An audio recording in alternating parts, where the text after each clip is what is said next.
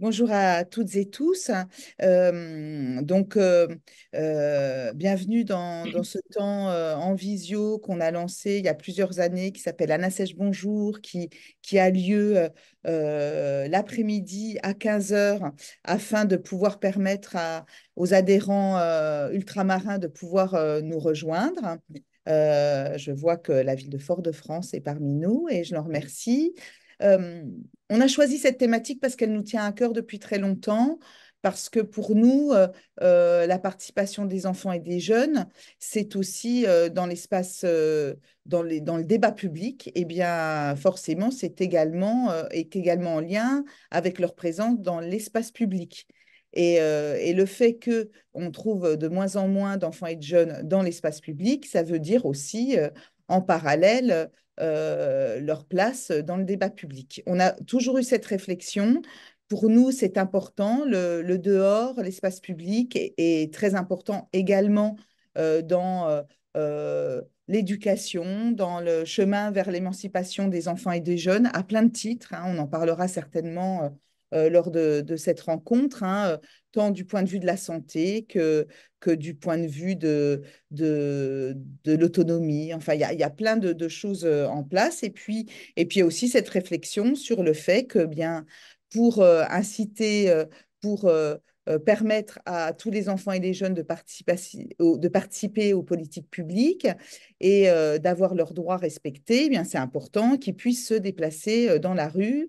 Et c'est important aussi que les professionnels puissent aller vers eux. Donc, il y a plein de questions, en fait, sur ces questions d'espace public. C'est pour ça que depuis plusieurs années, nous faisons partie et nous avons été dans les membres fondateurs du collectif Rue aux enfants, Rue pour tous, hein, puisque les rues aux enfants nous semblent une façon d'associer les jeunes et les enfants au débat public et aussi leur permettre de retrouver une place dans l'espace public. Et nous avons participé également aux rencontres de classe dehors. C'est comme ça aussi qu'on a rencontré Benjamin Gentil, parce qu'il nous semblait que nous avions des choses à partager et que, eh bien, on apprend plein de choses. En fait, le point commun, c'est comment on apprend plein de choses dehors et comment, parfois, par crainte, euh, pour des questions d'aménagement public aussi, eh bien, finalement, on ne peut pas tant y aller que ça quand on est plus jeune.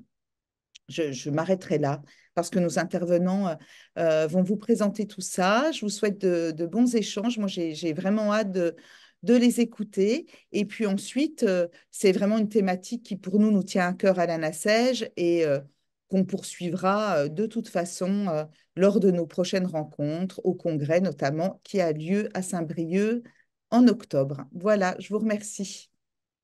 Bonne rencontre. Donc, à toi, Raphaël.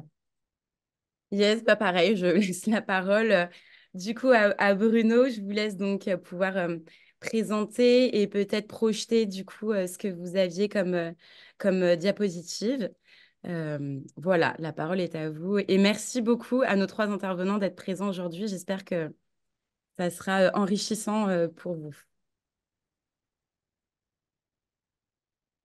Ah, ton micro, c'est toujours...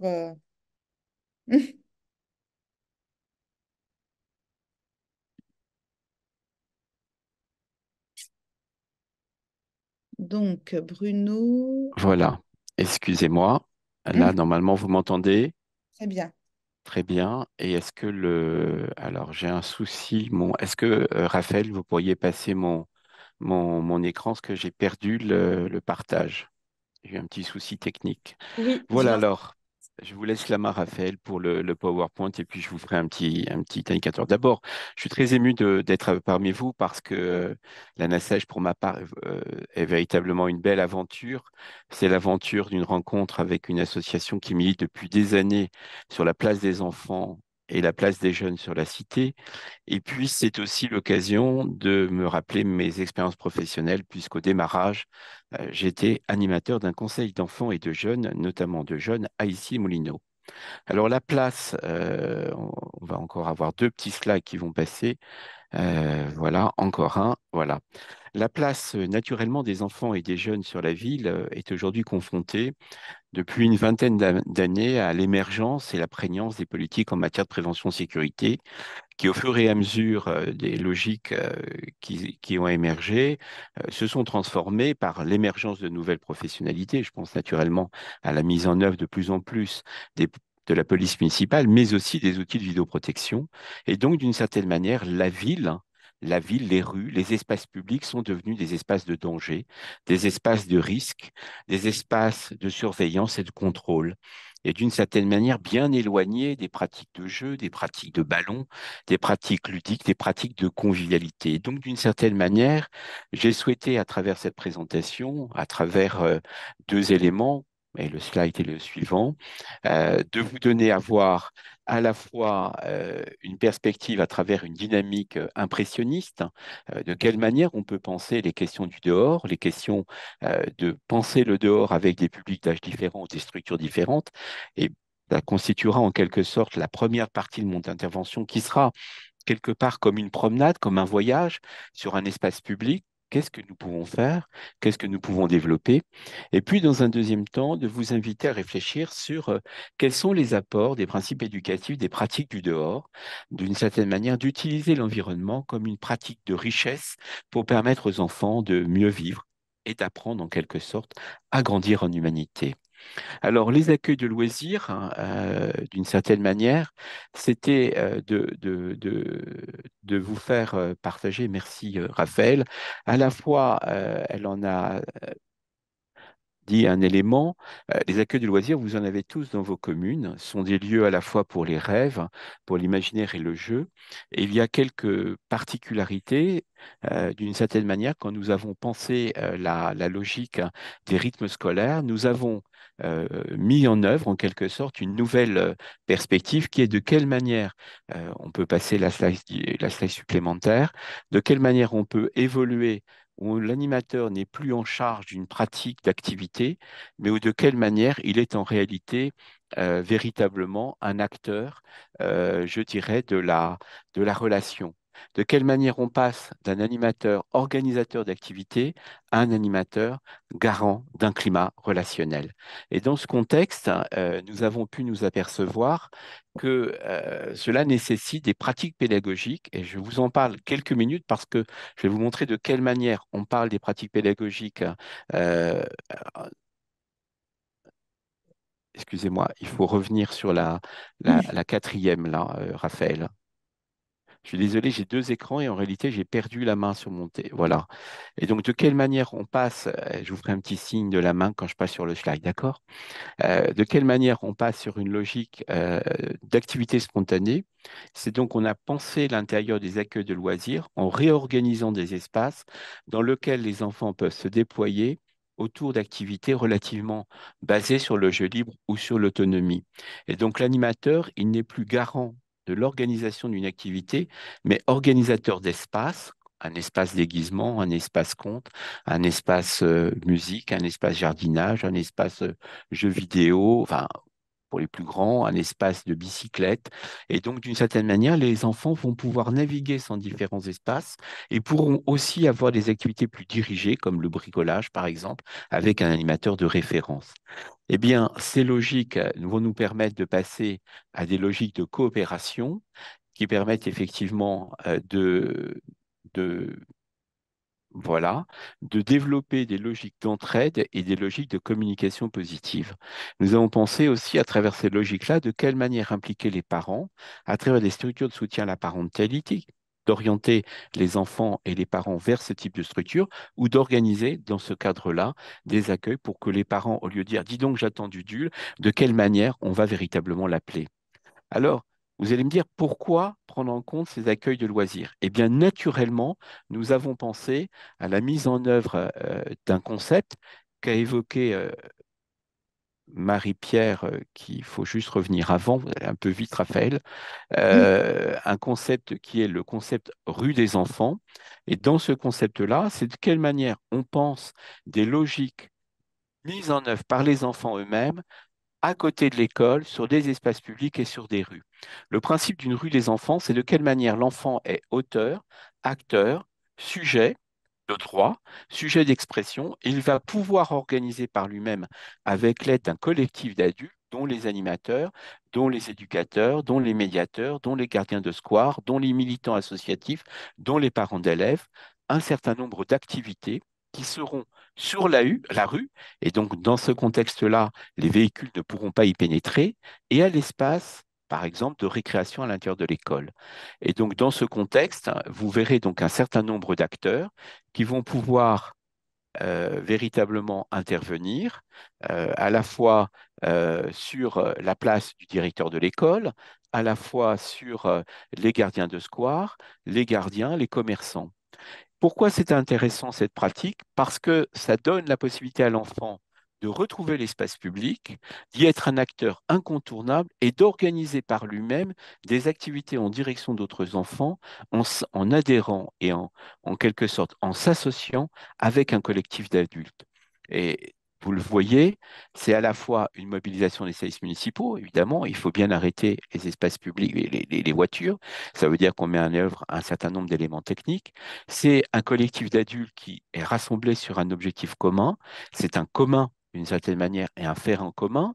Et ce commun, eh bien, chacun, en quelque sorte, doit discuter, dialoguer, échanger. C'est véritablement une logique de la réciprocité et d'une certaine manière d'un apprentissage du vivre ensemble dans un contexte démocratique. Et enfin, cela permet aussi de donner à ces rues des enfants, c'est de cette manière-là dont nous l'avons pensé, des thématiques particulières. Par exemple, évidemment, aujourd'hui, tout le monde parle des Jeux olympiques ou paralympiques. On va donc avoir une rue des enfants sur la prochaine saison autour des pratiques sportives. Mais ça peut être aussi des pratiques artistiques. Cela est un élément, par exemple, de quelle manière les enfants peuvent contribuer à aménager leur proximité, et notamment à l'échelle du quartier, l'école maternelle ou élémentaire. Un autre exemple que je souhaitais vous permettre de visualiser, merci Raphaël, c'est le principe des jeux côté jardin. Notamment, j'observais que les enfants comme les familles ne pouvaient pas se poser sur les espaces publics. Alors on prévoit des jardins, on prévoit des stades, on prévoit un certain nombre d'éléments, mais on enlève les bancs.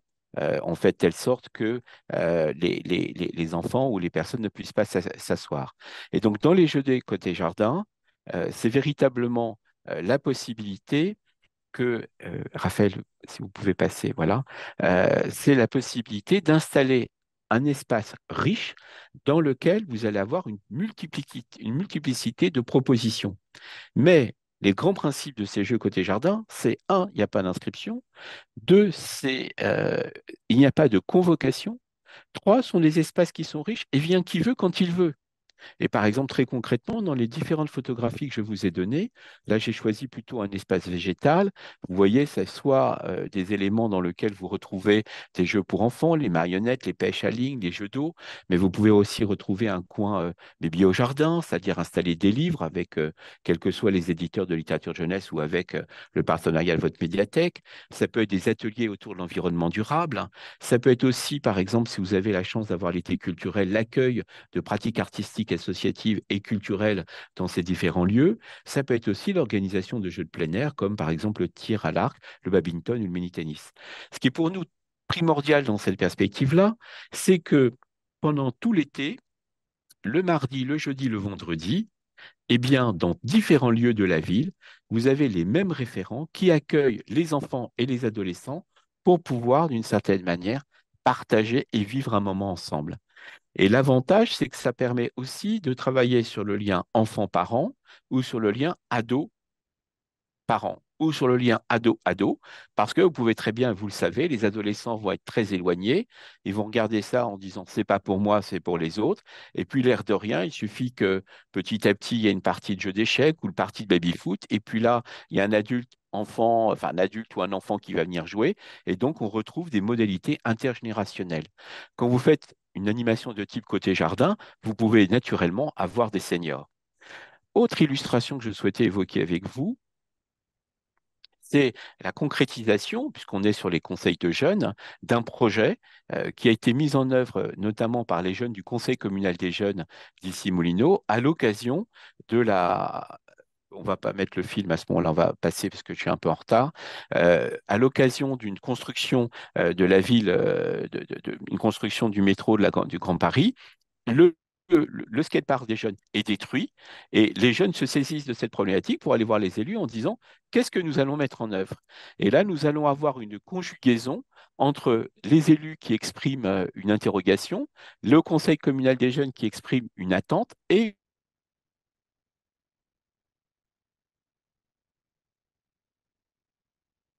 une junior associée. Les trois conseils communaux des jeunes vont un projet qui donnera lieu à un espace de glisse qu'on laissera sur les écrans, mais je vais continuer pour ne pas aller trop loin sur une autre illustration qui sera l'illustration. On peut passer le film. On va passer, Raphaël, le film. Voilà, celui-là aussi. Voilà. Alors, très concrètement, on me dit, mais là, vous vous adressez à des publics qui sont assez faciles. C'est les enfants, c'est les ados, ils ont l'air de ne pas poser de problème sur l'espace public. Mais nous, dans nos territoires et à certains horaires, on a un certain nombre de problématiques qui se posent. Et dans ce contexte, nous allons avoir, par exemple, voilà, les interventions autour la nuit de ce qu'on appelle les médiations nomades. Donc là, on a travaillé avec Yazid Kerfi, qui est le président directeur, enfin fondateur de cette association. Il vient avec un camion et on vient la nuit entre 18h et 22h. Et là, l'espace public, il est occupé par un certain nombre de jeunes qui ne sont pas les jeunes les plus appréciés par un certain type de catégorie de la population parce que ils zonent, ils restent là en bande, ils fument du cannabis ou ils font du deal, ils peuvent avoir des types de comportements de musique rap. Et donc, très concrètement, ça génère de l'inimitié au sein des espaces publics. Il nous paraissait indispensable de permettre à différentes catégories de population de pouvoir partager ensemble, de dialoguer et d'échanger. Et donc, nous avons organisé l'année dernière, et on le fera encore dans quelques semaines, ce qu'on appelle des médiations nomades, c'est-à-dire on vient avec, Yazid vient avec son café enfin, et son camion, il y a un peu de musique, pas beaucoup, il y a du thé, du café, et tous les acteurs de la ville, les médiateurs, les animateurs, les militants associatifs, les bailleurs sociaux, peuvent venir passer un moment de rencontre et d'échange. Je ne vous garantis pas des moments de paisibilité, parce que de temps en temps, c'est un peu musclé au sens symbolique du terme, mais cela permet petit à petit de recréer des éléments de contact, d'échange et de transformation des ressentis de ce qui peut surgir à l'intérieur des habitants. Alors, toutes ces expériences, d'une certaine manière, et je ferai un clin d'œil avec l'autre vignette qui est les séjours de vacances, c'est bien d'une certaine manière de quelle manière on se préoccupe du dehors pour pouvoir en faire véritablement un lieu d'expérimentation, un lieu de socialisation et un lieu d'autonomisation. Les questions du dehors sont des questions véritablement, possiblement d'élaboration, de co-construction et d'espace démocratique. Alors, pour donner encore quelques principes éducatifs qui, d'une certaine manière, illustrent les propos, je vous invite à voir la diapo supplémentaire qui vise, d'une certaine manière, à se dire, mais quelles sont en quelque sorte les réflexions qu'on peut avoir sur les principes éducatifs? Alors, j'ai souhaité, sur l'autre diapo, donner à voir une expérience qu'un certain nombre d'entre nous ont pu connaître dans notre expérimentation pédagogique, qui sont les terrains d'aventure. Alors, quand je suis arrivé à Issy-Moulineaux dans les années 89, on fermait le terrain d'aventure. C'est-à-dire, on fermait cet espace qui permettait aux enfants de venir, de construire, d'aménager, de faire des cabanes, de créer des fêtes, de créer des éléments de gastronomie, de faire des barbecues, de pouvoir venir 24 heures sur 24 avec la présence d'adultes qui étaient dans une logique de présence, dans une qualité d'être, une qualité de relation. Aujourd'hui, on voit réémerger dans notre pays une multitude de terrains d'aventure. C'est probablement l'occasion de vivre de nouvelles possibilités d'expérimentation pédagogique, à la fois en s'originant aux pratiques qui existaient dans les années 90, enfin 60, 70, 70 et 80, mais aujourd'hui en les mettant d'une certaine manière par rapport aux préoccupations qui sont les nôtres. Alors pourquoi ces espaces sont ouverts? Et je vous ai mis l'espace de Bagnolet qui a été créé à partir de quelqu'un qui l'a créé et qui était auparavant cafézoïde et qui a vraiment mis en œuvre une nouvelle expérimentation intéressante. Alors pourquoi je suis attaché à ces nouvelles expérimentations pédagogiques? Parce que alors, ce ne sont pas les seules, mais elles permettent des jeux de construction. Comment construire une cabane à Paris? Comment on fait quand on a des enfants en bas âge? Comment on leur met en œuvre des espaces de permission, d'autorisation? Ils vont pouvoir tester, jouer, s'amuser. De quelle manière on renforce des lieux de rencontre? De quelle manière on autorise des pratiques de risque? Il n'y a pas d'éducation sans risque. De quelle manière on peut mettre en œuvre des éléments de risque, voire même de dépassement des transgressions, sans pour cela mettre les enfants et les adolescents en difficulté par rapport au passage à l'acte? De quelle manière on met en œuvre des éléments d'accompagnement et de gestion de conflits, où le conflit devient structurant? Ce qui est pire que tout, c'est quand les conflits ne peuvent pas s'exprimer. De quelle manière ces espaces sont véritablement, là je parlais des espaces de terrain d'aventure, mais il y a une multitude d'expérimentations, sont des espaces de transitionnalité et de maturation pour les enfants. De mon point de vue, ces espaces ouvrent à l'altérité, c'est-à-dire l'accueil de l'autre. L'hospitalité, c'est la singularité de l'autre. Et la fraternité, c'est-à-dire le faire ensemble, c'est-à-dire de quelle manière on fait, d'une certaine manière, ensemble, un certain nombre de choses en commun. Alors, encore deux dernières vidéos, enfin deux dernières diapos. Alors, il y a à la fois cette expérience éducative qui sont mises en œuvre dans les cafés des enfants. Hein, là, je vous ai mis l'expérience de Café Zoïde à Paris dans le 19e, créée par Anne-Marie Rodnas et notamment qui a largement, fortement poussé les rues des enfants, où l'ANASEJ participe à ce comité de pilotage et de labellisation. Mais ce café des enfants, c'est un café que pour les enfants, mais tout le monde y vient. Les enfants, les ados, les sans-abri, les ouvriers, les cantonniers, les militants, les associatifs, les politiques, et on partage dans un café sans alcool. Le principe de ce café des enfants, c'est que rien ne se décide sans les enfants. C'est une application concrète de la Convention internationale des droits de l'enfant. Et les pratiques pédagogiques sont naturellement des pratiques du détour. C'est les pratiques issues de la pédagogie Korjak, c'est-à-dire de quelle manière, quand il se passe quelque chose, eh bien, on va utiliser l'élément du collectif pour être dans un élément de structuration. Ce ne sont pas des pratiques de la complaisance, de la compromission, ce sont des pratiques de l'excellence, de l'exigence. Rien n'est pire que le mépris. Rien n'est excellent que la capacité d'accompagner l'autre dans des traversées qui sont quelquefois difficiles, dans ses préoccupations quelquefois qui sont des passages à l'acte un peu difficiles avec d'autres enfants. Et donc, on met en œuvre des éléments d'expérimentation, des éléments de responsabilité. Le mot responsabilité, ça veut dire répondre d'eux. Eh bien, de quelle manière on accompagne ces enfants et ces adolescents dans cette capacité de grandir ensemble avec un certain nombre d'intervenants que sont, puisqu'il y a des bénévoles, il y a des professionnels, mais il y a aussi des militants. Dernier élément peut-être, je crois que c'est ma dernière tablette, c'est que il y a des dimensions extrêmement importantes sur ces postures éducatives. De quelle manière on va dehors? De quelle manière on va vers? De quelle manière on est au plus près du vécu des enfants et donc dans une perspective particulièrement éthique et pédagogique? De quelle manière on développe ces logiques de coopération? De quelle manière on utilise l'environnement comme un milieu riche? Et là, je vous ai mis deux expériences, à la fois l'expérience de Guillaume Sabin qui a publié un livre qui s'appelle La joie du dehors, que je vous invite à découvrir, fréquenter le dehors et se défaire des normes pour s'émanciper au fondement de la pédagogie sociale. C'est pour ça que je vous ai mis sur les photographies de ce slide des représentations de l'association Intermède Robinson fondée par Laurent Hoth. Laurent, avec son association, intervient régulièrement dans certains quartiers à jour fixe dans des propositions d'activités. Il n'y a pas d'inscription, c'est une logique inconditionnelle. Vient qui veut, les enfants, les ados. Très, très souvent, ce sont les enfants, puis petit à petit, ce sont les ados, puis petit à petit, ce sont les familles. Et puis petit à petit, on s'aperçoit qu'il y a des problèmes. Et de quelle manière on met en œuvre, à travers une logique de l'entonnoir, un accompagnement particulièrement élégant, particulièrement précis, expert, par rapport à ces enfants qui, quelquefois, rencontrent des fragilités, des vulnérabilités.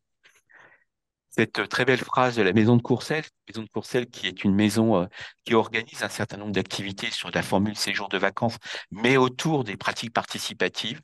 Chaque enfant a la capacité de savoir ce qui est important pour lui, ce qui est bon pour lui. À nous de lui offrir un cadre suffisamment rassuré et rassurant pour qu'il puisse vivre ses projets et ses envies à son rythme. Voilà. Et mes deux dernières slides, ce sont deux citations. Une citation de Patrice Fuer, qui est un pédopsychiatre, sur la question de l'enracinement, par exemple, la question de la transitionnalité, de quelle manière on développe des troisièmes univers, qui n'est pas l'univers de l'enfant ou de l'adulte, ou du groupe d'enfants et du groupe d'adultes, mais de quelle manière ensemble on converge vers un univers d'un commun.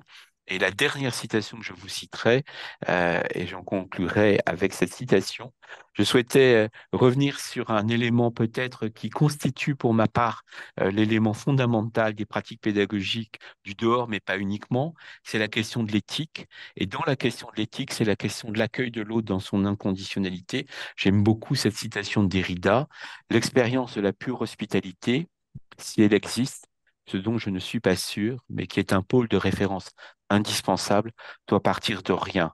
On ne doit rien présupposer de connu, de déterminable. Aucun contrat n'est imposé pour que l'événement pur de l'accueil de l'autre soit possible. Merci de votre écoute et de votre compréhension avec cette construction qui était un peu chaotique. Je vous prie de m'en excuser. Je remercie Raphaël de s'être prêté à ce jeu de manière un peu rapide. Voilà. Merci. Merci beaucoup, Bruno. Merci beaucoup, Bruno. Oui, j'ai essayé, j'espère que ça a aidé, j'ai C'est pour essayé ça que d'anticiper parfois. Bon, voilà, c'est les aléas du direct, comme on dit. Mais merci beaucoup, je trouve que c'était très intéressant. Du coup, bah là, on vous propose un petit temps voilà, de questions-réponses. Je ne sais pas si les participants, participantes ont des questions ou ont des précisions, soit des précisions, mais n'hésitez pas voilà, soit à prendre la parole là ou alors à lever la main dans les réactions. Voilà. ou à nous faire part d'expériences que vous avez menées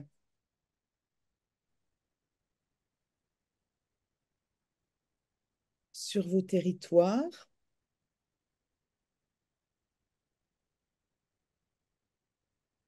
Bon, eh bien, si On vous passe n'avez un pas de petit coup questions pour pour s'échauffer? l'instant, Oui. ça va peut-être venir Moi, après, j'en ai une. justement. Ah, si, si, il y en a une. Ouais, mais c'est de l'attrait, je suis intervenant aussi. Bah, c'est pas grave, hein. Il n'y a pas de... Interdit. J'ai pas une très bonne connexion, j'essaye de... Voilà. Mm. Désolé, la vidéo est pas incroyable. Merci beaucoup, Bruno. Je partage beaucoup de références avec vous vous nous avez fait faire une belle promenade. Vous en avez pas parlé et pourtant, j'imagine que depuis quelques années, ça s'est immiscé. Et c'est ça ma question, c'est de quelle manière euh, les questions environnementales se sont posées dans l'exercice de vos différentes fonctions, en fait, et dans votre relation avec les enfants et de ce que vous construisez avec eux. Euh, on m'entend toujours là, parce que je suis pas très bon pour la technique, vous l'aurez compris. Merci Benjamin. Alors en réalité, j'ai envie de dire que les perspectives sont en train d'émerger avec une certaine activité. Nous avons ouvert il y a un an l'école François Giroud, qui est une école dans laquelle nous avons fortement développé les approches autour de la biodiversité, et notamment tout un travail autour des sciences participatives. J'en ai moins parlé parce que je voulais plus insister sur la question de l'urbain. Et le prochain projet de l'ouverture d'une nouvelle école à Issy-Moulineaux, qui serait aux alentours de 2027, sera une école dans laquelle nous aurons beaucoup de principes que vous allez évoquer tout à l'heure, Benjamin, dans votre intervention, puisqu'elle est sur le haut d'Issy-Moulineaux, donc c'est une colline, c'est dans le quartier des Épinettes, et c'est l'un des sites en hauteur où on voit la totalité de la ville de Paris. Et dans cette école que nous allons reconstruire, nous allons complètement y intégrer la dynamique végétale, puisqu'il y aura un toit totalement végétalisé, et nous créons, c'est un quartier plus populaire, un centre socioculturel avec les habitants, et les habitants avaient le sentiment d'être un peu, comment dirais-je, laissés pour compte. Et ce centre socioculturel aura pour ambition d'être le centre de référence sur les dynamiques scientifiques autour du pôle de la biodiversité et de l'astronomie, avec, pour aller vite, hein, en termes d'image, à la fois une approche autour de la LPO des sciences participatives, le Muséum d'histoire naturelle et le CNRS sur la question de recherche appliquée, et d'un autre côté sur la question des pédagogies de croisement des savoirs avec Atelier Carmonde. Voilà, alors l'idée euh, des perspectives de la transition écologique et de ses effets seront un peu plus traduits dans cette expérimentation parce que on a développé d'autres projets, mais nous n'étions pas complètement, je dirais, d'actualité par rapport à plein d'autres territoires où j'ai vu plein d'expériences extrêmement intéressantes. Nous arrivons avec un peu de retard sur cette perspective-là. J'espère avoir répondu, Benjamin. Ah bah oui, complètement. Voilà. Et vous mettez en avant qu'il y a beaucoup de partenaires. Oui, l'idée, c'est que les, les, les, les- mon sentiment, c'est que les sciences participatives, on a un truc pour donner un exemple très concret. Euh, on a vu réapparaître des faucons cresserelles en région parisienne et on en a vu quelques-uns qui venaient ici Moulineau. Et on a commencé à raconter, je suis très attentif à la question des récits, et on a commencé à inviter les enfants à regarder les oiseaux. Et puis en regardant les oiseaux, on a vu qu'il y avait le faucon cresserelle, on s'est dit, mais comment on pourrait faire pour que les faucons cresserelles puissent éventuellement, puisqu'il y en a sur la ville, venir nicher.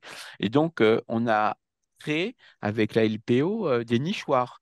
Alors, il y en a un qu'on a mis au plus haut possible sur un des très, très hauts bâtiments sociaux d'habitat social où il y a une niche. Pour l'instant, ça fait 2 ans que le faucon cresserelle vient à Ismouino, mais ne vient pas y nicher. Mais derrière toute cette aventure, il y a de quelle manière on crée des nichoirs, de quelle manière on accompagne le fait qu'il y ait besoin d'insectes. S'il y a des insectes, il y a les petits oiseaux. S'il y a les petits oiseaux, il y a les faucons cresserelles.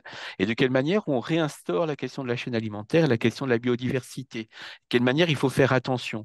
Et dans cette perspective-là, euh, moi j'étais très axé dans mon engagement autour de la question des droits de l'enfant, mais je suis de plus en plus en train d'évoluer sur la question des droits du vivant et de quelle manière on doit intégrer la dynamique de l'enfance dans le grandir du vivant et dans notre relation. Et donc la question, c'est faire humanité ensemble, n'est pas uniquement faire humanité avec les enfants et les parents, mais c'est faire humanité ensemble avec la nature. D'accord. Je suis trop bavard, je vous prie de m'excuser. Non, non, pas du tout. Non, Dans pas ces du tout. c'est intéressant. On prend le temps, on C'est est pas là du tout pour hors ça. sujet. Oui, oui. Alors, Bruno, je vois une question dans le chat. Je vais la lire. Pouvez-vous nous dire quelques mots sur le rapport entre élus et techniciens à Issy-les-Moulineaux dans le montage des projets? Alors, vous avez, tout dépend des projets que j'ai évoqués. On est dans une approche. Alors d'abord, pour être très clair, le maire d'Issy-Moulineaux, ça fait un certain temps qu'il est maire. Donc il y a une question je dirais, c'est son 6e mandat. Donc si vous voulez, il y a une relation au territoire qui nous permet d'installer des projets dans la durée. Ça, c'est un premier élément. Deuxième élément, il y a différentes modalités. Soit il y a une modalité, par exemple, sur très clairement la question de l'éco-skate. C'est bien une demande de jeunes rencontrés par des élus, et c'est des élus qui demandent au conseil communal Allô? oui, au conseil communal des enfants ou des Ah, jeunes mais non, mais je et à vais retourner l'association l'école. d'intervenir. L'animateur, d'une certaine manière, moi j'aimais bien la particularité de ce que j'appelle le triangle pédagogique, c'est-à-dire le rôle de l'élu, le rôle de l'animateur, puisqu'on est une ville à 70 000 habitants, et le rôle des auteurs. Et d'une certaine manière, l'animateur, il a un rôle de facilitateur. Il a de facilitateur dans l'émergence de la parole, dans la capacité de s'exprimer, dans la capacité d'accompagner l'émergence de projets. Mais il n'est pas un élu. Et il est très important que la phase jeune et élu soit véritablement, je dirais, un lieu dans lequel les jeunes puissent se frotter, puissent se coller, puissent discuter. Voilà. Donc, ça dépend des projets. Très concrètement, sur la question de la rue des enfants, c'est vraiment plutôt les animateurs qui l'ont poussé, notamment par rapport aux problématiques. La question de la médiation nomade, très clairement, j'avais vu ce mode d'intervention et je considérais qu'on ne pouvait pas être uniquement dans des modalités de réponse, et je ne les critique pas, qu'on se comprenne bien. Chacun a sa place au sein d'un territoire urbain pour pouvoir faire que le vivre ensemble soit mieux partagé, mais on ne peut pas imaginer que toutes les réponses ne soient que des réponses de manière sécuritaire. Il faut aussi penser à des modalités pédagogiques, notamment pour favoriser un vivre ensemble. Je rappelle qu'à Issy-Moulineaux, il n'y a toujours pas de police municipale.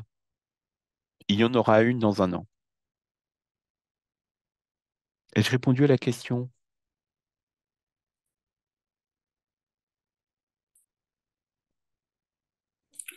Oui, c'est parfait, merci. Voilà.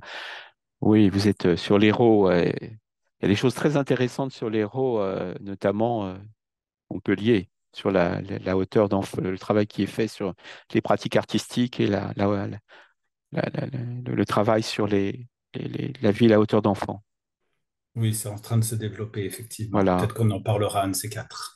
Oui, oui. Non, non, mais on n'avait pas été. Voilà. Mais est-ce que certains peut-être ont envie de dire un petit mot sur les échanges qu'ils ont eus? Voilà, que ce soit sur se rendre compte qu'on a des points en commun sur certains projets, sur certains freins, sur certains intérêts, sur certains enjeux, voilà, ou au contraire, enfin voilà, c'est assez libre. Mais est-ce qu'il y en a qui ont envie de dire un petit mot sur les échanges que vous avez eus en sous-groupe? Je vous laisse prendre la parole, le mettre dans le chat ou lever la main. Oui, un petit mot sur, juste un petit retour sur notre groupe. On a eu le temps Ouais. d'échanger, de se rencontrer vite fait. Et puis, euh, on s'est peut-être rendu compte quand même qu'on allait tous très vite vers des questions d'ados et qu'on distinguait nos capacités à travailler avec les enfants et nos capacités peut-être moindres à travailler avec les ados. Mais on n'a pas eu le temps réellement d'aller vraiment dans ces questions-là. Je note. Peut-être une thématique à approfondir pour un prochain Nassèche Bonjour. Oui, tout à fait. C'est bien, comme ça nous permet voilà, de connaître un peu vos intérêts. Et puis peut-être qu'à la fin, en fonction du temps qui nous reste, on pourra justement, grâce aux intervenants, tout ça, approfondir un peu la question et sinon organiser autre chose peut-être plus tard. Euh, alors, je crois qu'il y a des contacts qui sont en train d'être pris sur le chat, donc très bien. Je vous laisse vous mettre en contact. Et puis donc, eh ben, merci beaucoup pour ce petit partage de témoignages, enfin d'échanges. Je vous propose donc de continuer avec Maïté et Elia, qui est, comme je vous l'ai dit au début, administratrice chez la NACEJ, très engagée, et puis conseillère aussi dans sa ville de Schiltigheim. Et donc, il va nous parler d'un ou de deux projets, en tout cas, qui ont pu être mis en œuvre dans cette thématique. Donc, Maïté, je te laisse la parole. Et merci beaucoup pour ton intervention. Eh bien, bonjour à chacun et à chacune et ravie d'être à vos côtés. Je salue également la présence de Joëlle Gerbert, qui est la directrice de la Maison du Jeune Citoyen, chef du service enfance-jeunesse, qui pourra compléter mon propos si elle devait, si elle le souhaite. Et parce que moi-même, devant être dans ma mairie à 17h, je vous quitterai vers 16h. Alors, plusieurs propos ont déjà été évoqués, mais je vais retenir deux, trois éléments. D'une part, du propos introductif de Marie-Pierre, qui a clairement explicité en quoi, pour nous, la NACEJ et pour nous, ville de Schiltigheim, la question de la participation des enfants était essentielle aux affaires du quotidien de leur commune, mais aussi comment est-ce qu'on fait place ou pas place à des enfants dans l'espace public qui est en fait l'espace qu'ils traversent lorsqu'ils vont à la médiathèque, qu'ils traversent lorsqu'ils vont à l'école, à leur association, etc., etc.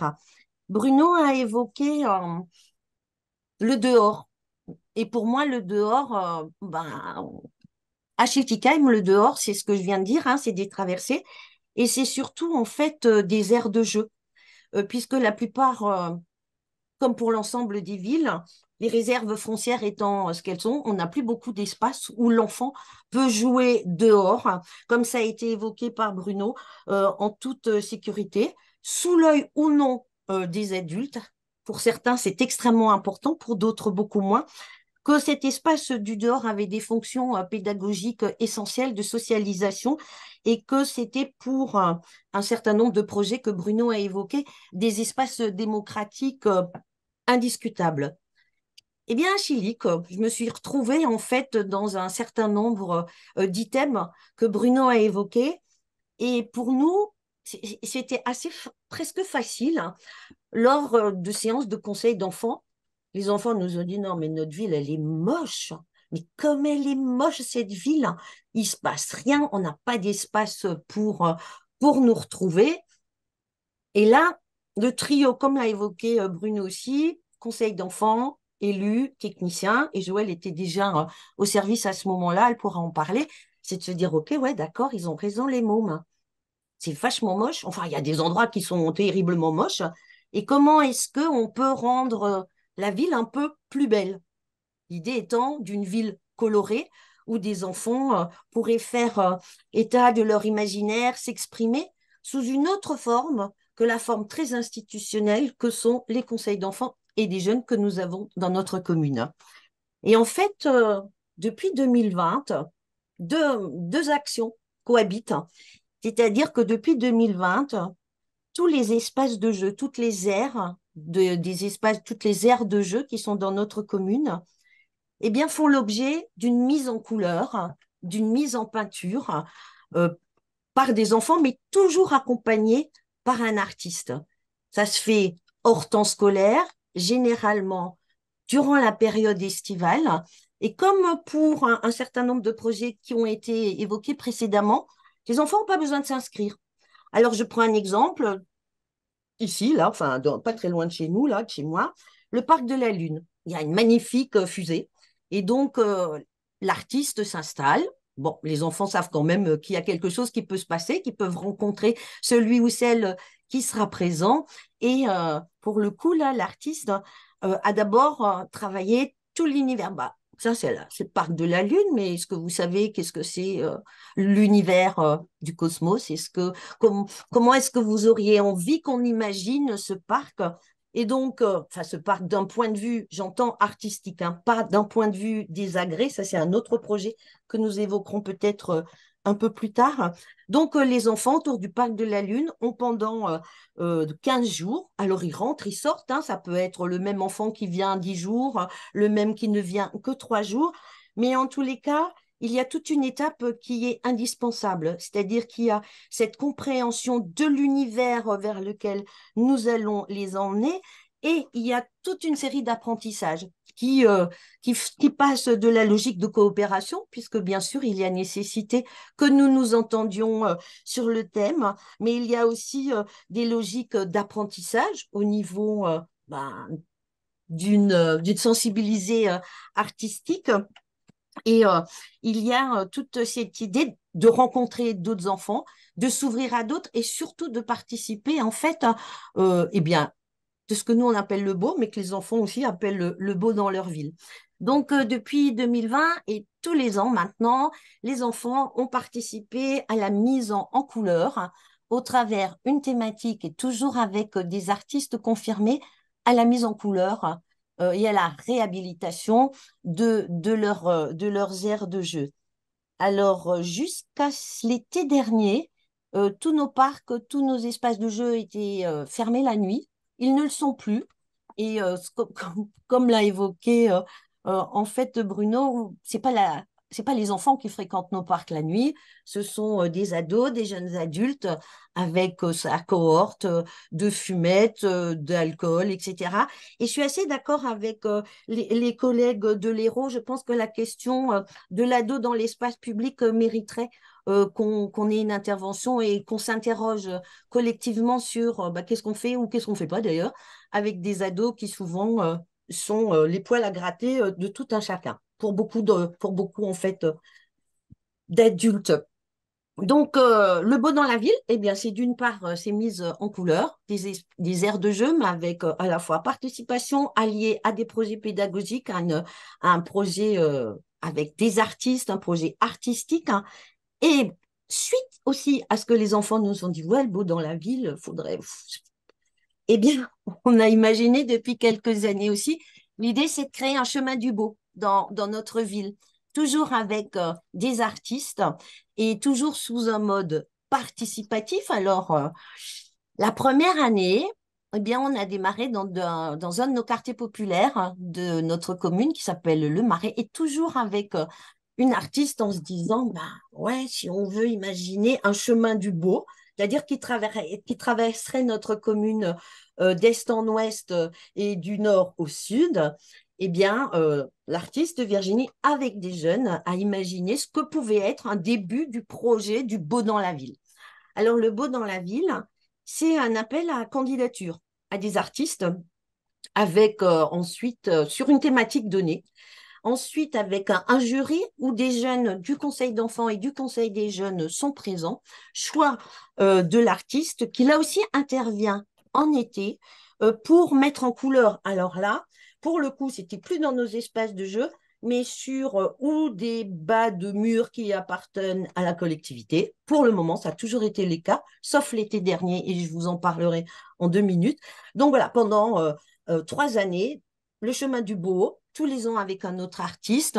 Les enfants sont initiés pour l'une ou l'autre fois à la mise en peinture, mais avec aussi tout ce que ça suppose, hein. Ah bah oui, mais ce mur, il est en quoi? Comment il faut que je l'aborde? Comment est-ce que je peux le traiter? Donc, il y a des apprentissages tout à fait basiques qui leur sont transmis. Et donc, première année, 3 fresques qui sillonnent notre commune, c'est-à-dire on a commencé à l'ouest, un petit bout au centre, un petit bout à l'est. L'année d'après, les jeunes ont traité la question de la photographie, qu'ils ont totalement détourné des images de notre ville. Joël, si je le dis pas tout à fait dans l'ordre, parce que là j'ai un doute sur l'intervention des photographes et l'intervention de ceux qui ont imaginé des calicots. On a travaillé sur le patrimoine de notre commune en prenant appui sur la particularité des maisons de colombage, sur des maisons tout à fait particulières. Donc aujourd'hui, des calicots sont apposés sur un certain nombre de lampadaires pour expliquer, ben voilà, les particularités architecturales de Schiltigheim. Toujours des thèmes choisis en collaboration avec les enfants et les jeunes. Et l'année dernière, on s'est dit, ouais, c'est bien des emprises, des petites emprises municipales, mais et si on avait des grands murs où les jeunes pouvaient s'exprimer? Et donc, pour la première fois l'année dernière, nous avons décliné un partenariat avec le bailleur social de notre commune, qui est le Foyer Moderne, qui a mis à disposition et de l'artiste et des jeunes tout un pan de mur d'un de leurs immeubles. Et là, à l'inverse des années passées, c'est pas une collaboration avec des jeunes hors temps scolaire, mais ça a été une collaboration avec une classe du collège avoisinant le mur qui avait été proposé donc par notre bailleur. Mais là aussi, la thématique, c'était vivre nos différences. Donc, les jeunes avec l'artiste et l'un ou l'autre de leurs professeurs ont d'abord traité la question, ouais, mais c'est quoi nos différences? Ça veut dire quoi traiter de nos différences? Donc, ils sont partis sur un univers très animalier et c'est les oiseaux, en fait, une cigogne pour ceux qui étaient nés en Alsace, mais aussi des oiseaux migrateurs, nés d'ailleurs, mais la cigogne qui fait des allers-retours entre les pays du Sud et les pays du Nord. Donc, voilà. Mais les jeunes, alors là, pour le coup, ils n'ont pas participé à la mise en couleur, mais l'ensemble des habitants de la ville ont été amenés à voter et à choisir l'œuvre qui est donc apposée sur ce mur. L'artiste avait fait 3 propositions sur la base, en fait, des propositions des collégiens.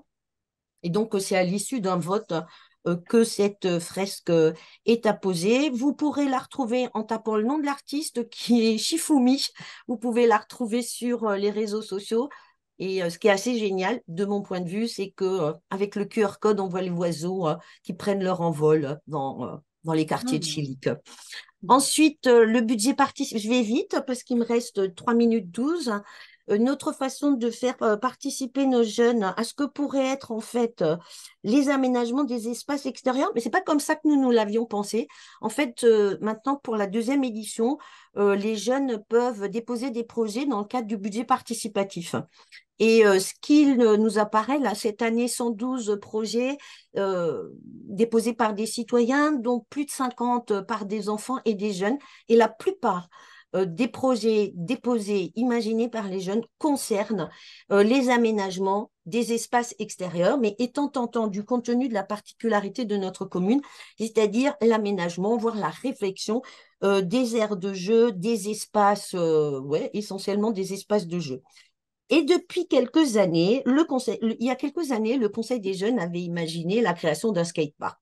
Alors là, trouver un espace pour créer un skatepark, c'était la croix et la bannière. Aujourd'hui, on accorde peut-être avec l'Eurométropole de Strasbourg un échange de terrain pourrait favoriser la création d'un skatepark. Et ce projet est bah, on le saura, je le crois qu'on le saura au courant de la semaine prochaine, a été présenté dans le cadre du budget participatif et pourrait être réalisé s'il devait être choisi par l'ensemble des votants. Et là aussi, c'est une très belle coopération entre jeunes, élus, techniciens et une association d'utilisateurs du skate. Je ne sais pas, est-ce que j'ai le temps ou est-ce que Joël, est-ce que nous avons le temps d'évoquer le projet du parc des rêveurs, hein? Oui, bien sûr, vous avez le temps. Alors, dans toutes ces logiques de participation, d'aménagement des espaces extérieurs, du beau, nous cherchons maintenant depuis quelque temps à favoriser la participation, comme je l'ai déjà dit précédemment, de tous les enfants et pas uniquement de celles et ceux qui siègent dans les conseils d'enfants et de jeunes.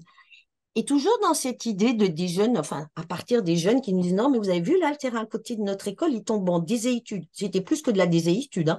Il était complètement cracra, lieu de deal très souvent parce que niché au fond du quartier. Et là, c'est une collaboration sur 2 années avec l'école, là aussi, contiguë au parc, l'école Rosa Park, qui a permis la création en fait d'un espace de jeu assez exemplaire. Alors, exemplaire dans tout son développement et dans tout l'imaginaire, puisque c'est l'aménagement pour qu'on arrive en fait à créer l'espace tel que les enfants l'avaient imaginé. C'est un processus en fait qui a duré 2 années durant et sur en fait les années scolaires 2021, 2022, 2022, 2023 avec une classe donc de l'école contiguë. Toujours parce que c'est une démarche à laquelle on tient beaucoup. C'est toujours là on a fait intervenir également un designer, enfin un jeune artiste qui est intervenu, oula, alors Joël, combien d'heures? Beaucoup, je crois. Il y a eu une douzaine d'ateliers de plus de 3 heures qui ont été imaginés avec cet artiste pour, eh bien, en fait, avant de se lancer dans la réhabilitation d'un espace de jeu, nous, on aime à dire qu'il y a nécessité que l'environnement soit compréhensible. C'est-à-dire l'environnement, on ne peut pas les faire délirer sur l'aménagement d'un espace de jeu si on n'a pas visité d'autres espaces, si on n'a pas été un peu sensibilisé à la question des surfaces, des volumes, des questions d'architecture, mais aussi l'histoire du quartier et des paysages environnants, etc., etc. Donc, Joël, je te laisse la suite parce que Joël adore ce projet. Et donc, si elle veut prendre le relais sur le déroulé, si elle veut pas, je continue, hein. Mais la directrice du Non, service étant mais c'est présente, trop bien. je vais lui laisser la parole. Je reprendrai après. Je vous Non, remercie. j'ai pas forcément beaucoup à ajouter. Je crois que tout a été dit. Maintenant, c'est vrai qu'un des enjeux, c'était que les enfants, en s'appropriant toute la démarche aménagement de l'espace, puissent aussi prendre la mesure des coulisses, des fois de l'administration ou du politique, qui s'approprient aussi la vie de leur quartier. Et c'est tout un processus pédagogique qui nous semblait important dans l'idée que peut-être les conseils d'enfants ou que les questions de participation contribue à une forme d'école de la citoyenneté. C'était important que les enfants puissent être présents à toutes les étapes de la démarche. Déjà dans la conception même de l'aire de jeu, de l'appropriation du terrain, de l'appropriation de l'histoire du quartier, des enjeux aussi de cet espace de jeu. Je ne sais pas, Maïté, si tu l'as dit, parce qu'on a toqué à ma porte à un moment donné.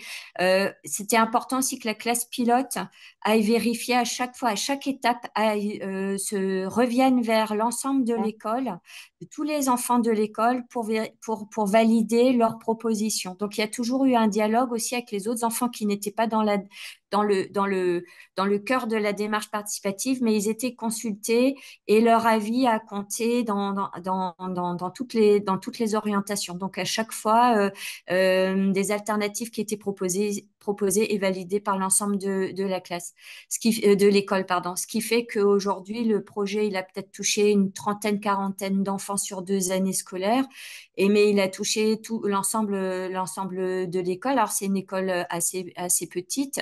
On est sur 300 élèves, si je m'abuse. Mais ça a donné toute une dimension très joyeuse aussi au quartier Et beaucoup de riverains nous ont interpellés en disant que c'était aussi beau de voir des enfants qui investissent l'espace public. Et ça leur faisait chaud au cœur aussi de voir la place qu'on accordait à des enfants. Ils les voyaient travailler sur le terrain, à prendre des mesures, à faire des croquis, à travailler les plans en 3 dimensions. On n'a pas précisé, mais on leur avait proposé d'aller visiter les espaces de jeux qui avaient été co-conçus avec le conseil municipal des enfants depuis sa création en 1979. Du coup, il y a eu toute une étendue. Alors, ça demandait des moyens. Je vais me permettre d'en parler parce qu'au-delà de l'investissement qui était inscrit à notre service espace paysager naturel, le service enfants-jeunesse sur 2 années, je ne voudrais pas que vous ayez un peu peur, mais on était sur un budget de fonctionnement de l'ordre de 12 000 euros quand même, hein. 12 000 euros pour financer l'intervention d'Ossiane Roux, qui est un designer événementiel qui nous a accompagnés sur la création des outils participatifs. Parce que même si nous avions l'ingénierie au niveau du service enfant GS, on manquait de moyens humains aussi pour développer des choses.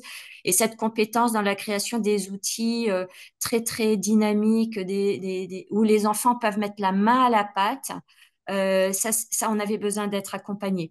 Donc, ce plus qu'on est allé chercher dans une ressource humaine, c'est quelque chose qu'on a financé.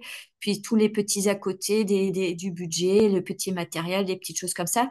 Je préfère le dire parce qu'en fait, c'est pas magique non plus. Ça nous a demandé aussi beaucoup d'heures de travail dans l'ingénierie de projet où chaque étape a été vraiment travaillée en finesse par mes collègues et avec l'intervenant pour être sûr qu'on ne loupe pas quelque chose d'essentiel. Et quelque chose qu'on a aussi cherché à travailler et qui tient vraiment à cœur de Maïté, c'est de développer une culture de la participation aussi au sein de notre collectivité et notamment avec des services techniques qui ont un peu autre chose à faire que de respecter le temps de l'enfant ou de le prendre en compte, puisque le temps administratif, le temps politique et le temps de l'enfant, des fois, il y a un sacré fossé. Et finalement, avec la magie finalement de la participation, c'est un peu magique quand même parce qu'en fait, ça libère une belle énergie, ce qui fait qu'on a eu l'adhésion aussi de nos collègues du service technique pour aboutir à un projet qui a beaucoup de succès dans le quartier, qui amène beaucoup de lumière, qui est vraiment respecté par les publics, qui est très investi alors que il existait une aire de jeu à cet endroit-là qui était complètement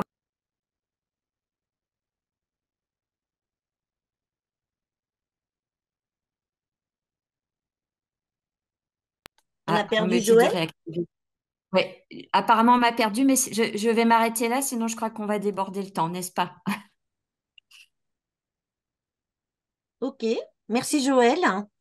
Donc bah voilà, vous aurez compris que on tente d'allier participation, mais au-delà de nos institutions, conseil d'enfants, conseil des jeunes, on tente au travers ce que nous menons, ben, d'introduire en fait de l'artistique, mais aussi comme ça a été dit, des apprentissages divers et surtout du beau et de la couleur dans la ville. Merci Maïté. Merci beaucoup Maïté, merci Joël aussi pour votre témoignage, si je puis dire. Eh bien, je ne sais pas s'il y a des réactions de nos participants, de nos participantes. Encore une fois, on vous laisse un petit temps pour réagir si vous le souhaitez, interpeller nos intervenantes, voilà, ou faire un lien avec ce que vous pouvez rencontrer comme enjeu aussi sur vos territoires. N'hésitez pas, que ce soit via le chat ou à prendre la parole de façon spontanée.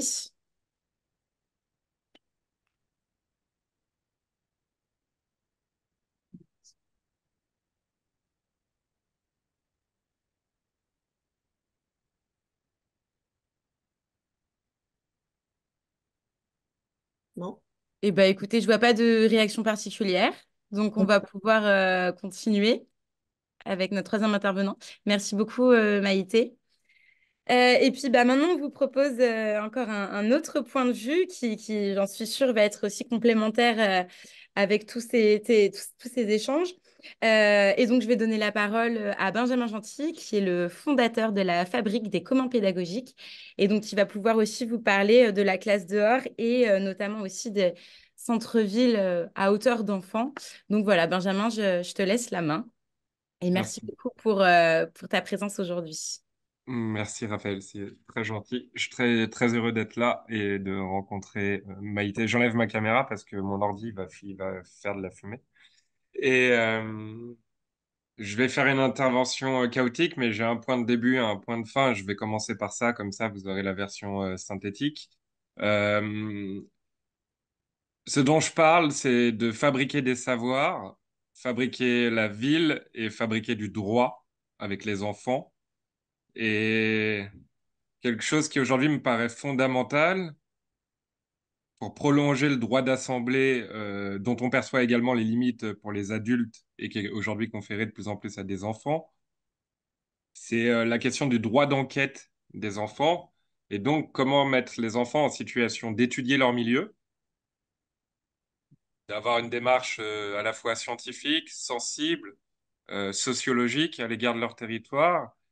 Et parce que la Convention internationale des droits de l'enfant leur confère ce droit, qu'ils puissent participer à résoudre ces problèmes-là, et qui, si le cas échéant, s'ils ne sont pas écoutés, ils ont les armes juridiques, et ils le font de plus en plus valoir sur les questions climatiques, d'agir. Et je finirai par cet exemple. Là, cet été aux États-Unis, euh, Bruno, j'ai un bug permanent sur le nom. Je crois que c'est le Minnesota, c'est un État américain en M et je me trompe tout le temps.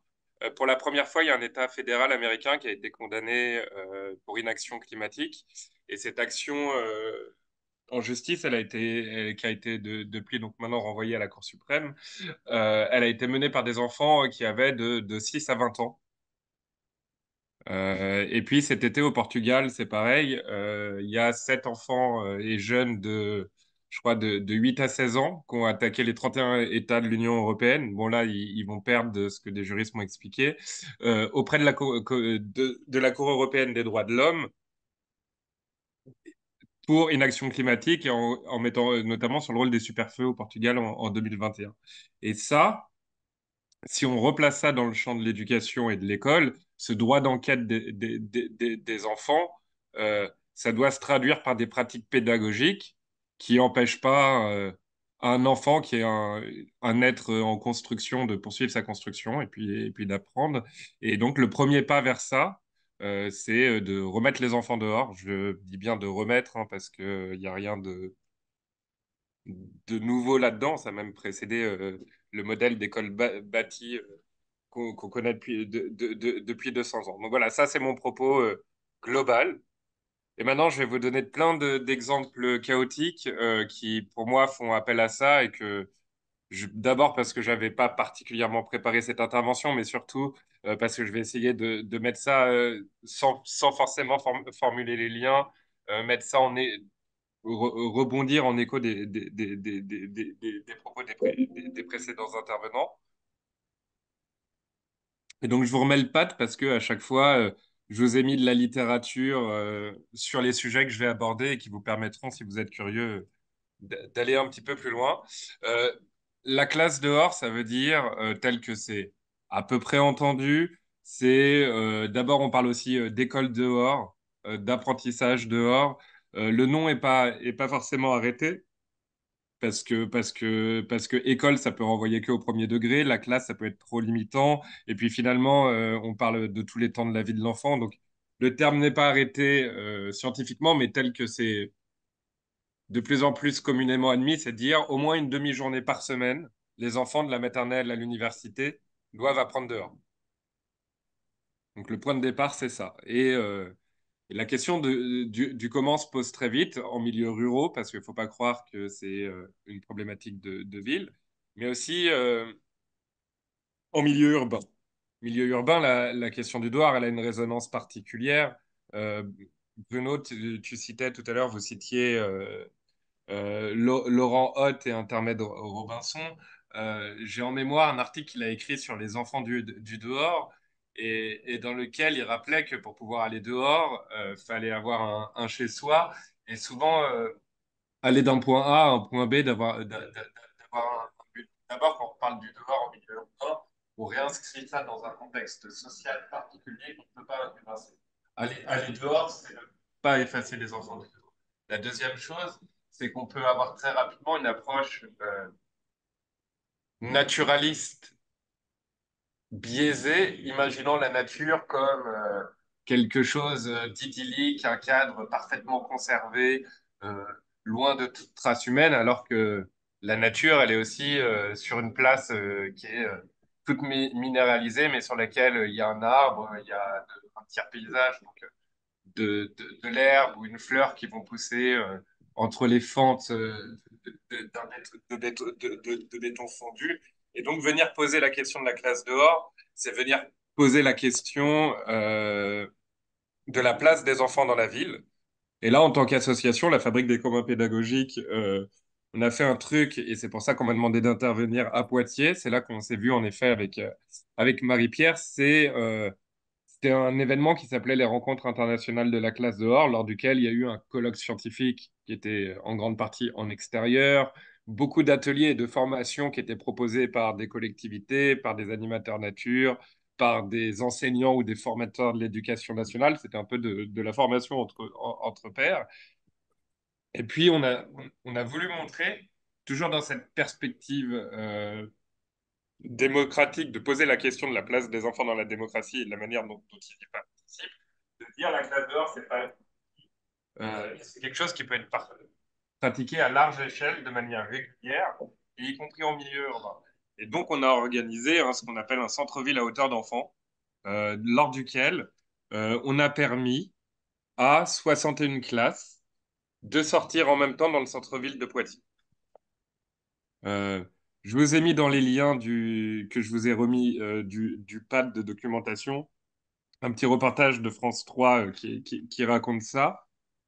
Et je vous mets une autre vidéo qu'on n'a pas sortie parce qu'il n'y a pas encore la voix off et qu'on n'aime pas la musique et enfin bref, qui n'est pas finie, mais qui est uniquement composée d'images qui donnent à voir la diversité des pratiques qu'ont eu les enfants.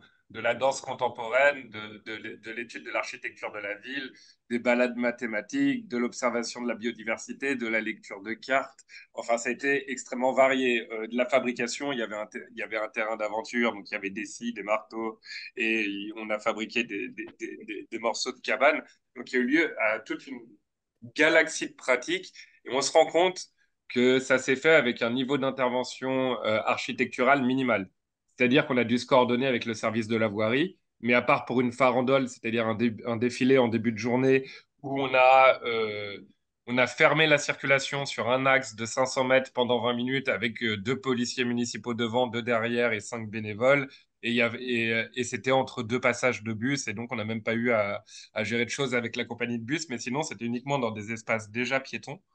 Et comment on a rendu ça possible? Il y a des liens un peu essentiels que je vous ai mis.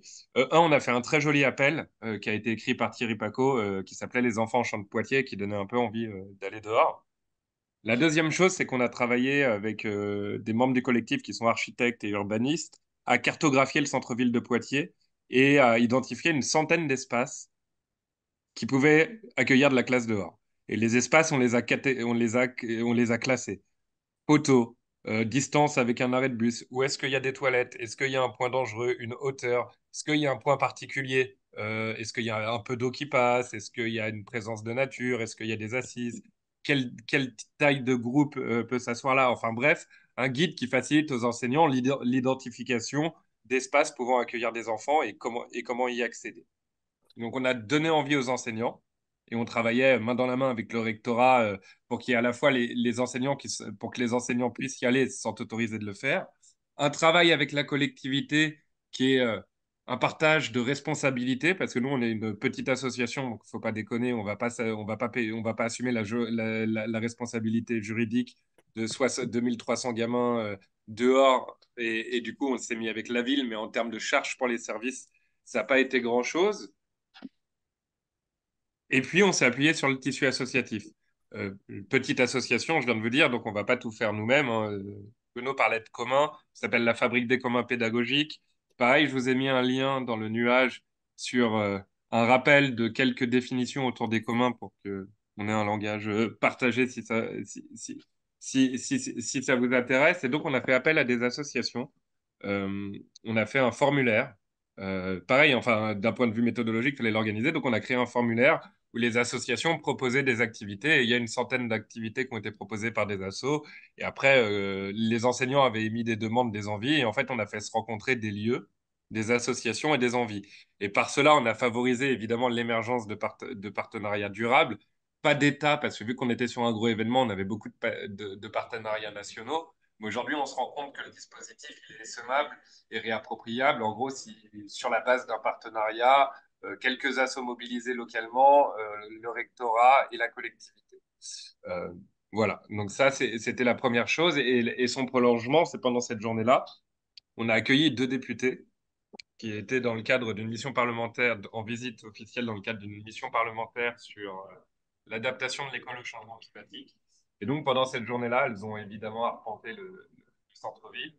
Autant vous dire qu'elles ont été convaincues par la classe dehors, étant elles-mêmes toutes les deux enseignantes. Et surtout, elles ont mené des auditions, donc 8 auditions d'adultes.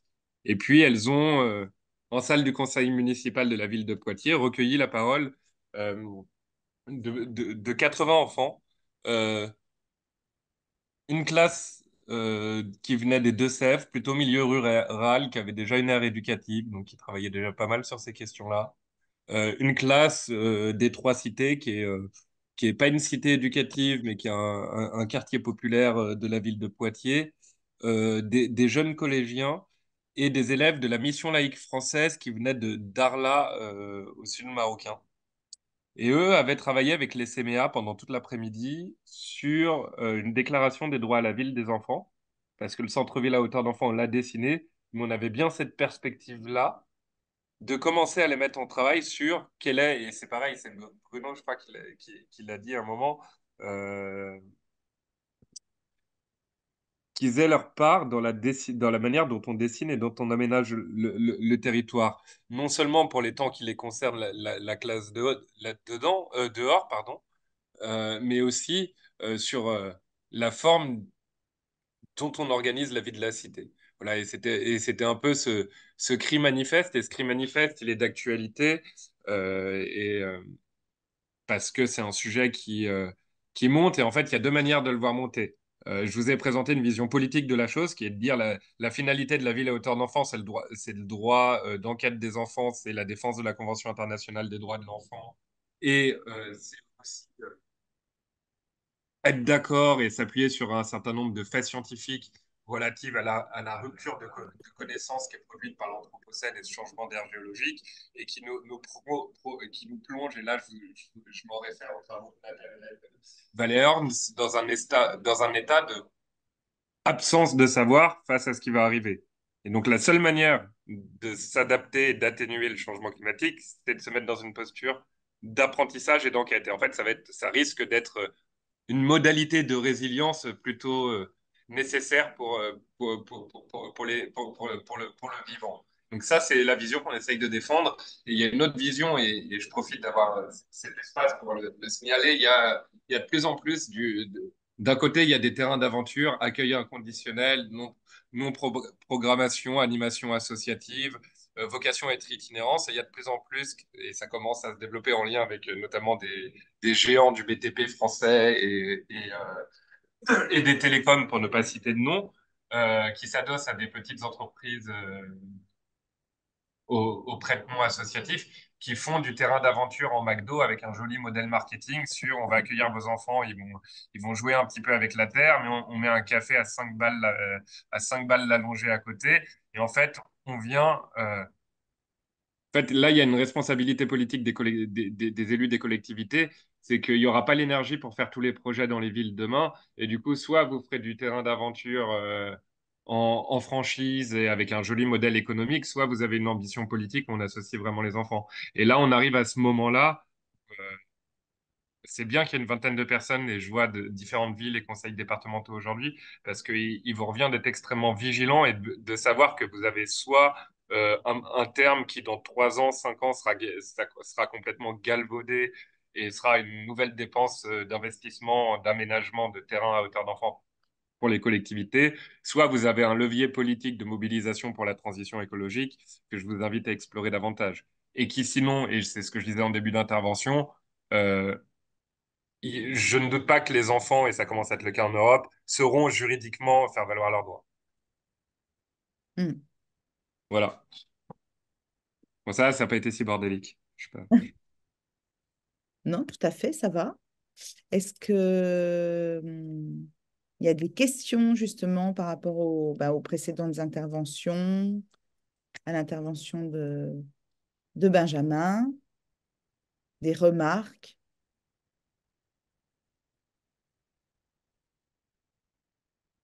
En attendant, dans les ressources, je vous ai mis Christelle Ferjou, qui est conseillère pédagogique, qui fait classe dehors depuis une quinzaine d'années dans les Deux-Sèvres. Elle a publié un livre d'activités à faire dehors et dedans, elle a fait 2 fiches pédagogiques, une pour le centre-ville hauteur d'enfants et l'autre pour l'Assemblée des enfants. N'hésitez pas, c'est dans le pad, vous pouvez aller liser dedans. Et tout est libre de droit, tout ce qu'on fait est libre de droit, parce qu'il y a aussi, pareil, on ne vend pas aux collectivités des prestations identiques à chaque fois, on partage la connaissance aussi, hein. Un parti pris. Oui, c'est important de le noter. Bah, vous verrez dans le document de prise de notes, de toute façon, c'est précisé. En bas, il y a écrit ce document régi par les termes juridiques de la licence Creative Commons by SA 4.0. Vous avez le logo et un lien explicatif vers ce que signifie cette licence.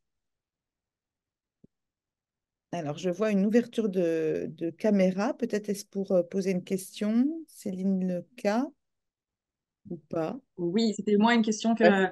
j'étais prête à l'écrire dans le chat, mais c'était juste que je rejoignais complètement ce que tu disais, Benjamin, sur... enfin, moi, je vois un risque de marketing territorial quelque part sur ce genre d'appropriation de la ville récréative par les enfants, pour les enfants de la part des collectivités, de coup, une vigilance à avoir sur la manière dont on le conçoit et dont on le fait effectivement avec les enfants.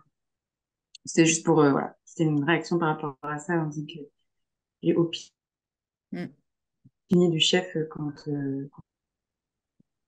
Tout à fait, les valeurs partagées sont extrêmement importantes, d'où je pense l'angle choisi par Bruno Jarry pour présenter. C'est vrai que derrière, il y a des valeurs et l'objectif est très important à rappeler à chaque fois. On n'est pas dans l'occupationnel et c'est des démarches réfléchies avec un objectif en fait finalement politique, hein, qui est du partage de l'espace et du droit à chacun à pouvoir en profiter. Et effectivement, avec la Convention internationale des droits de l'enfant comme base, qui est notre référence à la NACEJ, mais à tous et toutes ici, je pense. C'est vraiment très, très important de s'y référer. On est bien sur une question de droit. Et c'est important de le rappeler. Et Bruno, tu peut-être... voulais... Oui. Ouais, pardon, vas-y. Benjamin, je Je, crois. Oui. je voulais effectivement, je trouvais que les différentes interventions avaient permis d'éclairer à partir des expériences des uns et des autres, mais il y a un fond commun qui est quand même la place de l'enfant, sa capacité d'expression, la capacité de le respecter. Et je crois que l'enjeu, ça n'est pas de transformer les politiques de l'enfance en des instruments de marketing territorial, comme quelqu'un vient de l'évoquer, mais véritablement, de toute manière, les enfants ne s'y reconnaissent plus et les ados encore moins. C'est-à-dire, si on commence à instrumenter, tout cela part malheureusement, enfin, je veux dire, n'a plus aucun sens. Et je crois aussi que ce qui était évoqué avec beaucoup d'intérêt, c'est de quelle manière on peut mettre en œuvre des logiques pluridisciplinaires et pluriréférentielles par rapport aux problématiques qu'on rencontre aujourd'hui. Et très concrètement, l'éducation populaire, la transition écologique, alors en fonction des lieux d'où on vient, et des expériences qu'on peut avoir. Parce que comme je le dis dans d'autres lieux, moi, je n'ai pas immédiatement été saisi par les perspectives écologiques. Donc, je viens, je les découvre avec une certaine prégnance et une véritable importance aujourd'hui. Mais ça nécessite d'une certaine manière d'accepter de mettre en œuvre des logiques de contexte et prise en compte écosystémique et véritablement des logiques qui sont plus horizontales et plus transversales. Je ne sais pas si j'ai été clair, mais Mm. il y a, voilà, et je crois que là, euh, nous avons véritablement à mettre en œuvre des éléments de meilleure prise en compte de la complexité, comme l'a pensé Garmorin, par exemple. Il y a des ressources et moi, j'ai beaucoup apprécié l'intervention de Maïté. J'ai beaucoup apprécié ton intervention et la manière d'ailleurs dont tu nous donnes et tu nous fais partager les références qui nous permettent de continuer cette aventure.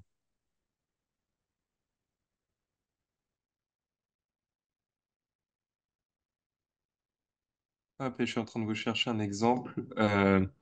On a des locaux à Bagnolet, dans un tiers-lieu qui est à 800 mètres de la petite plage.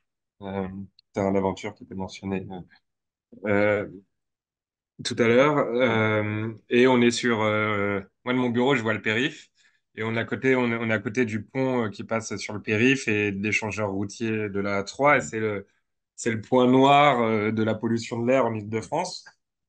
Il se trouve qu'on a une friche de 2000 mètres carrés qui est un peu marrante, hein, ça fait un peu terrain vague. Et il y a une école à 200 mètres et il se trouve que vu qu'on a des archis et des designers, on a construit un amphithéâtre en chantier participatif pour accueillir une classe de CM1, CM2 qui vient chaque semaine. Et bien sûr, il y a d'autres usages qui se sont développés parce que c'est un tiers-lieu culturel où il y a du spectacle et des fêtes. Et les enfants qui viennent chaque semaine, là, on leur a distribué, ça a été fait par d'autres élèves de 4e, 3e du collège Louise Michel à Clichy-sous-Bois, avec des petits Arduino, des détecteurs de qualité de l'air. Je vous ai dit, on est au point noir de la pollution de l'Île-de-France et du coup, le prof va relier ça à des apprentissages. Ils doivent travailler sur le cycle des saisons, sur les pluies, sur les vents et en fait, ils vont pas avoir le même niveau de pollution le jour où il y a du vent ou pas de vent parce que les particules, elles vont bouger, pas bouger. Le but, c'est pas de les surresponsabiliser. Pour le moment, ils vont nous responsabiliser, nous adultes, dans la mesure où on a mis un tableau et c'est un tiers-lieu culturel, donc on doit être une quarantaine de structures, 70 résidents et globalement, c'est tous des gens du spectacle, des arts vivants, de métiers créatifs. Et on sait que c'est pollué, mais on n'a pas une information flyable. Et en fait, la première chose qu'ils vont faire, c'est qu'eux, ils vont faire leurs apprentissages, des apprentissages à partir de ce sujet-là, mais ils vont nous informer, en fait. Et ils vont venir chaque semaine nous répertorier sur un tableau la qualité de l'air qu'ils auront mesuré. Donc, de manière très opérationnelle et non culpabilisatrice et sans se responsabiliser, on commence à vous voyez, le prof, il a commencé par leur faire faire du calcul mental comme il faisait, du calcul sur ardoise comme il faisait à l'intérieur de la classe. Il a commencé à faire ça à l'extérieur dans l'amphi. Et en fait, petit à petit, il diversifie ses activités pédagogiques et en fait, une demi-journée dehors, et puis ça pourrait être plus. En fait, ça en fait du temps. Et on a le temps de faire des choses avec ce que l'environnement nous propose, y compris en négatif. Et quand il y a du négatif, c'est pas forcément dans une démarche d'apprentissage et de construction bien de ne pas le regarder, en fait. C'est peut-être ça aussi qui est un moyen de lutter contre l'éco-anxiété, c'est de donner des outils de compréhension de ce qui se passe autour de soi aux enfants. Voilà, ça c'est peut-être ce que j'avais pas évoqué de très concret et de la manière dont on l'opérationnalise.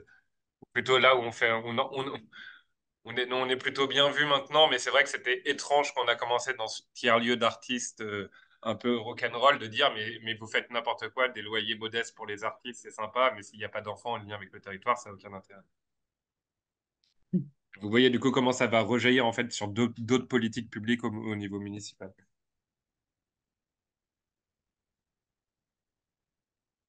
Complètement. Eh bien, merci Benjamin. Je ne sais pas s'il y a d'autres réactions, peut-être des gens qui veulent. Ah oui. Oui. Alors, on a Louise Robineau. Je vous laisse prendre la parole. Bonjour. Oui, bonjour. J'ai une question concernant, enfin, pour tous les, comment dire,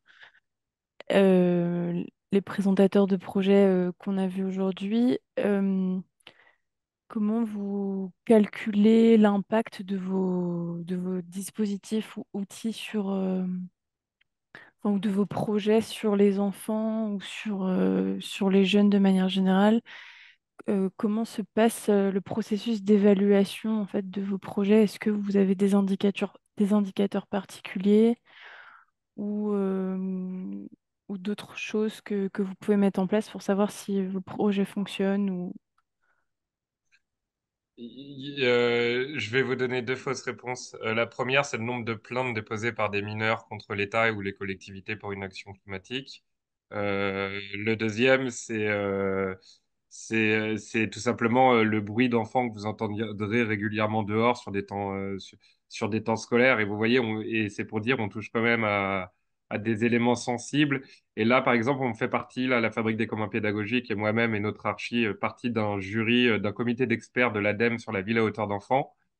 Et en fait, ce qui a été sélectionné, alors c'est super, et en plus on l'a documenté en open source, je vous le mets, on a fabriqué un canapé forestier dans le parc de Blossac, et les enfants ont participé, et c'est super. Mais du coup, ce qui a été sélectionné par le jury, dont en plus on fait partie, c'est quand même assez paradoxal, c'est pas l'opération de mettre les enfants dans la ville, ce qui est intangible, je vous ai dit, il y a peu de transformation architecturale, c'est le canapé forestier. Donc attention à pas nous demander le nombre de canapés forestiers quand il s'agit de savoir si les enfants ont participé à la fabrique de la ville. Et du coup, les indicateurs, à mon avis, ça relève plus de démarches de recherche-action et d'études qualitatives sur le temps long et de suivi peut-être de cohortes d'enfants. Bruno, beaucoup plus en responsabilité, lui, il a des choses concrètes nécessairement, j'imagine. Voilà. En réalité, la question d'évaluation, enfin, bon, j'ai écrit un article sur l'évaluation dans le cahier de enfin, de l'éducation nationale où je dis en gros que moi, la question, elle est véritablement sur la perspective de l'éthique. Voilà, je crois que de quelle manière on organise sur un territoire la possibilité aux enfants et aux jeunes d'être entendus dans les conditions dans les conditions dans lesquelles ils vivent. Or, assez rapidement, quand ça va pas bien, ça se voit, ça s'écrit, ça se hurle, ça se dessine, ça se fracture, ça se segmente. Et donc, de quelle manière on met en œuvre des éléments d'écoute? Et pour être très clair, il y a un centre de Palpeur, hein, l'association que je dirige, on est plus de 550 salariés, 220 équivalents, il y a plus d'une cinquantaine de structures qui sont totalement réparties sur la ville. Et donc, nous sommes attentifs à toute forme d'expression, avec l'idée de qu'est-ce qu'on peut faire avec eux et non pas qu'est-ce qu'on va faire à leur place. Voilà. Et donc, très concrètement, par exemple, sur les questions de sécurité, délinquance, on a pu observer des, de meilleures prises, de meilleures capacités de s'exprimer avec des jeunes qui, dans des phénomènes de ce qui s'est passé en juin dans notre pays, a résonné tout autour de la plaque parisienne. Voilà, donc c'est très... je crois que quelquefois, j'ose le dire, c'est un peu complètement faux et immodeste, mais il faut dire aux élus qu'il faut faire des paris. Voilà, quelqu'un m'a posé la question, comment vous évaluez? Ah, très clairement, quand je me suis occupé d'insertion professionnelle de jeunes pendant de nombreuses années et je voyais que ça dysfonctionnait au niveau des parents. Donc, il faut faire un lieu pour les parents. On m'a dit, mais est-ce que c'est vraiment le rôle d'une ville? Et puis, petit à petit, on a fait un lieu pour les parents. Puis, les parents, ça allait mieux. Et puis, aujourd'hui, je vois qu'il y a des familles que ça va pas. Bah, comment on fait pour que on puisse les accompagner? On va créer un centre socio-culturel avec les modalités de sciences participatives. Voilà, l'idée, c'est de générer une forme d'utopie. Alors c'est vrai qu'actuellement, on a un peu de mal à l'utopie, hein. C'est compliqué, hein. C'est compliqué de mettre du rêve, de l'espérance, de l'espoir. Et pourtant, quand les enfants regardent le ciel et qu'ils voient les étoiles et qu'on leur dit qu'il y a des exoplanètes qu'on découvre tous les jours, quand on voit les fonds marins, quand on voit la biodiversité, on voit le monde merveilleux. Voilà. Je crois qu'il faut réinspirer du rêve, de l'utopie, de l'envie, du désir, de la conviction. Voilà, il faut de la conviction. J'ai absolument pas répondu à la question de l'évaluation. Mais ça va faire 40 ans que je travaille ici, Mouino, et je pense que la seule chose qu'on peut me reconnaître, c'est vraiment d'avoir eu des convictions, avec la capacité de s'étonner. Un enfant s'étonne, il s'émerveille. et de regarder le monde et d'une certaine manière de dire qu'est-ce que j'ai encore à apprendre avec vous. J'ai encore, grâce à vous, beaucoup appris aujourd'hui et je vous en remercie. Ben, je crois qu'on a tout notre mot de la fin. C'est vrai que sur ces questions-là, et je rejoins complètement Bruno, nous, si on n'avait pas, on est aussi une association avec des convictions, on fait le pari que les enfants et les jeunes peuvent avoir la même place que les adultes, que quand on est jeune adulte, on peut aussi avoir des choses aussi intéressantes à dire qu'un adulte avec l'expérience. On fait le pari que tout ce monde-là peut travailler ensemble en trouver en chacune des richesses. Et c'est vrai qu'avant tout, c'est de la conviction, c'est oser, c'est expérimenter. Et puis, bien sûr, expérimenter, ça ne veut pas dire après regarder ce qu'on a fait, le partager et voir ce qui a marché, ce qui n'a pas marché et le faire évoluer. Mais je crois que ça, on le dit peut-être pas assez, mais ça fait intrinsèquement partie du travail que tous et toutes on met en place. Hein. C'est comment, quand on expérimente, de toute façon, on est dans le progrès. On n'est pas du tout dans l'idée d'expérimenter tous azimuts et puis on a toujours à l'esprit d'expérimenter pour que ça aille mieux. Et effectivement, je pense qu'il faut beaucoup de conviction encore sur ce terrain-là. Euh, mais on sent quand même que ça bouge un petit peu. Effectivement, comme le disait Benjamin, on pense à remettre les enfants et les jeunes dehors. On pense à nouveau, on pense de plus en plus à les écouter. Et en tout cas, sur ces questions-là, on a l'impression, en tout cas, d'être un peu plus nombreux. Et c'est bien. Donc, bah, si je vous propose de finir tranquillement cette Anna Sèche Bonjour. Merci beaucoup pour votre écoute. On va garder les éléments, on va essayer de faire une synthèse, de mettre les contacts afin que vous puissiez revenir sur cette thématique qui est quand même extrêmement riche. On a balayé énormément de concepts, on a parlé de beaucoup de projets, mais vous l'avez compris, pour nous, il y a un socle qui est extrêmement commun. Et puis, c'est une question qui, de toute façon, sera intéressante à poursuivre, notamment sur la question de l'adolescence, je pense, parce qu'aujourd'hui, pour les enfants, on sent que ça bouge. Il y a des villes à hauteur d'enfants, on réfléchit à tout cela. Mais une fois qu'on passe à l'adolescent, comme le disait Bruno, qui plaît moins, en tout cas, qui fait des choses qui plaisent moins dans la rue, où c'est moins mignon, eh bien, là, il y a encore beaucoup, beaucoup de progrès à faire. Donc, déjà, pour ne pas trouver seulement mignons les enfants, et puis aussi pour faire place aussi aux adolescents avec leur colère, mais qui est intéressante aussi parce que c'est aussi, ils ne sont pas résignés.